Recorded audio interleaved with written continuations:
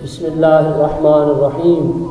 ہر ایک مشکل کا آسان طریقہ، ہر مشکل کا آسان حل جسے صحابہ نے بھی کیا اور کامیاب ہو گئے۔ اللہ تبارک و تعالیٰ کے نبی کی ذات کمال پر درود پاک پڑھنا۔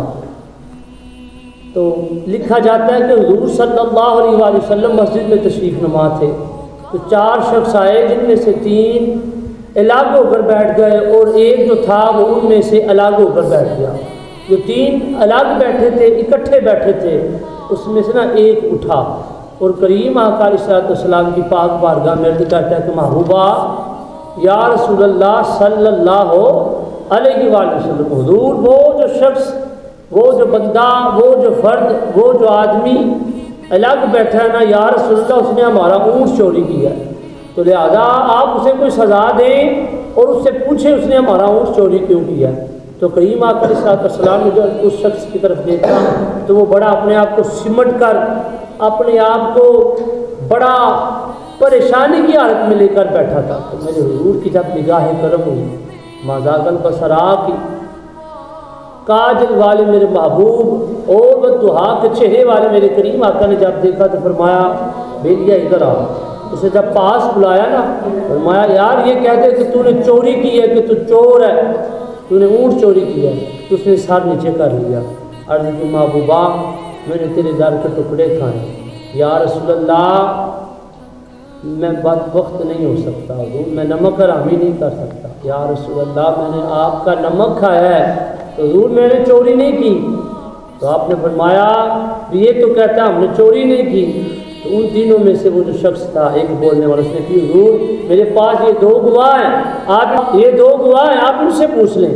تو ان دونوں گواہوں سے پوچھا گیا تو انہوں نے بھی اس کے حق میں گواہی دی کہ یا رسول اللہ یہ ہمارا دوست سچا ہے، لہذا یہ جو شخص ہے، یہ جو کیلا آیا تھا یہ جھوٹا ہے، حضور اس نے ہی اونٹ چوری کیا۔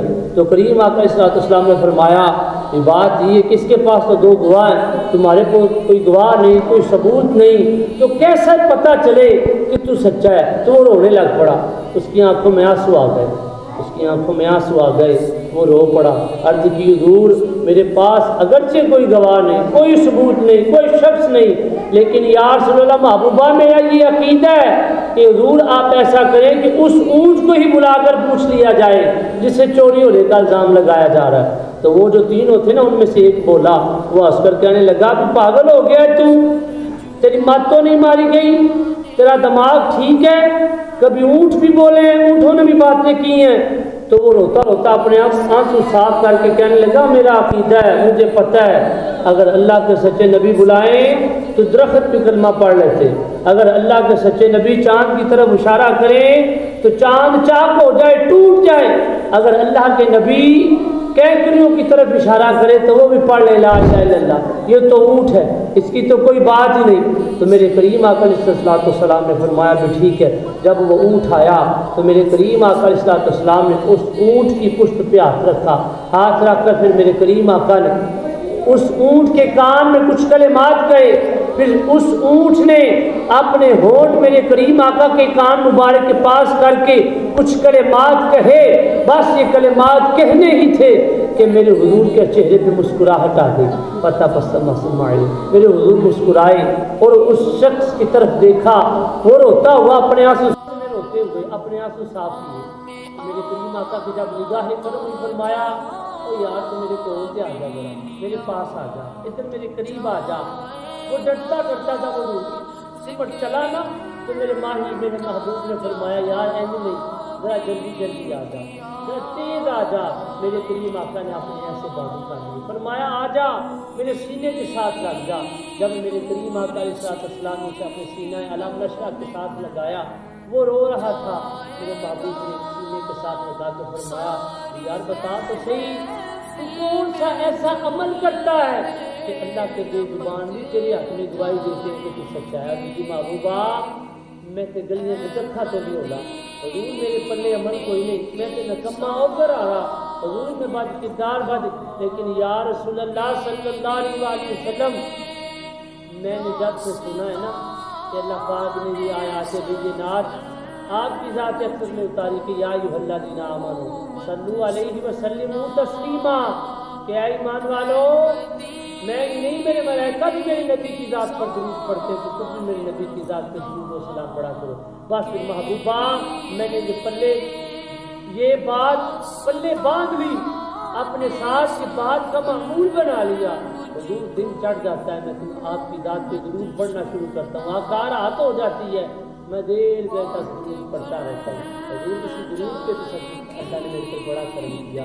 پھر نبی پاک کی رحمت جوش پہ آئی, میرے نبی اس کا ہاتھ پکڑے فرمایا صحابہ جو درود پڑھتا ہے اس پہ جو بھی مشکل آئے اللہ پاک آسان کر دیتا ہے. آج اس کی یہ مشکل آسان ہوئی.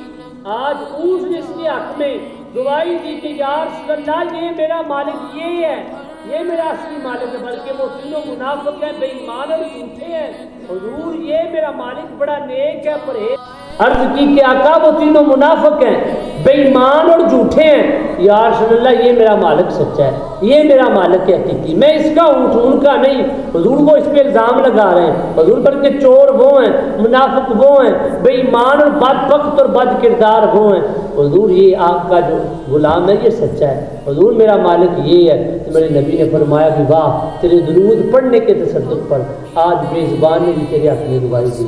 تو دوستو اگر کوئی پریشانی آ جائے جس کا کوئی حل نہ ملتا ہو, کوئی مصیبت آ جائے جس کا کوئی حل نہ نکلتا ہو, فاقہ آ جائے جس کا کوئی حل نہ نکلتا ہو, کوئی بیماری ایسی ہلاک ہو جائے جس کا کوئی حل نہ نکلتا ہو, کوئی چوری ایسی ہو گئی ہو جس کا کوئی حل نہ نکلتا ہو, کم سے کم میرے کریم آقا کی ذات کو 313 مرتبہ درود پاک پڑھے, جو ان سا مرضی پڑھے, جو بھی آتا ہے پڑھے صحیح. 313 بار درود پاک پڑھ کر کریم آقا کی ذات کی طرف وہ صالح ثواب کر کر نبی پاک کے وسیلے تصدق سے دعا مانگے. اللہ پاک درود کے تصدق سے وہ مشکل بھی حل کر دے گا, وہ پریشانی بھی دور کر دے گا اور گھر میں خوشحالی آ جائے. اللہ پاک ہم سب کو درود پاک پڑھنے کی توفیق عطا فرمائے. آمین.